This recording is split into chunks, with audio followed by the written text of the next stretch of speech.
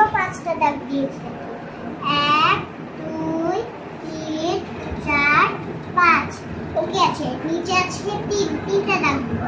1 2 3। আবার গুনবো 3টা দাগ দিয়েছি নাকি? 1 2 3। ওকে আছে। এখানে আছে 2টা দাগ দিব।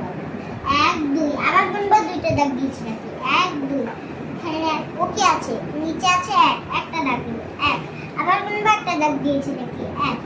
ওকে আছে। এবার সব আমরা গণনা সংখ্যা করব। 1 2 3 4 5 6 7 8। আবার গুনবো 8 হয় নাকি? 1 2 3 4 5 6 7 8। ওকে আছে। 2 বারে 8 হলো 8ই লিখব।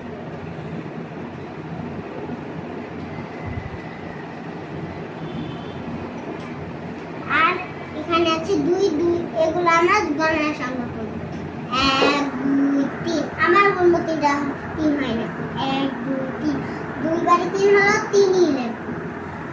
আর এরকম দিয়ে আমরা এখানে 3 8 8 30।